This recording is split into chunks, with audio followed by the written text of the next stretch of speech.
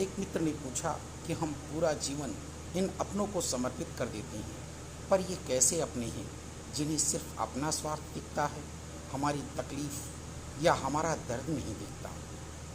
मैंने कहा, तुम्हारा ही बुना जाल है, पर तुम्हें आज कुछ याद नहीं। विचारों की इतनी परतें हैं, क्योंकि कितने युग बीत गए।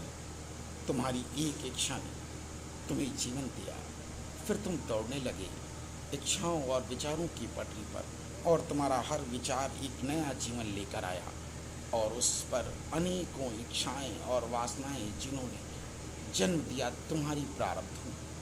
क्योंकि जब तुमने उन वासनाओं पर अच्छा या बुरा कर्म किया, तो उस हर कर्म से तुम्हारी प्रारब्ध बनी, और उन्हें भुगतने के लिए फिर नया जीवन। और वे अपने जो वास्तव में तुम्हारे या तुम उनके कर्जदार हो। स्वयं देखो, तुम उन अपनों से कितना प्रताड़ित और परेशान होते हो, पर फिर भी उनसे चाह कर भी दूर नहीं हो पाते, क्योंकि सांसारिक मोह है उनसे। पर यह मोह या लगाव तुम्हें केवल महसूस होगा, पर वास्तव में इसके पीछे तुम्हारी प्रारब्ध है, जो तुम्हें भुगतनी ही होगी। तुम चाह कर भी बच नहीं पाओगे। हाँ, जिस दिन सब स्वीकार कर अपने सारे कर्ज चुका दोगे, उस दिन तुम भी बुद्ध हो जाओगे। फिर कोई बंधन नहीं होगा, कोई अपना नहीं होगा, सिर्फ तुम होगे और तुम्हारा प्रेम यानी परमात्मा।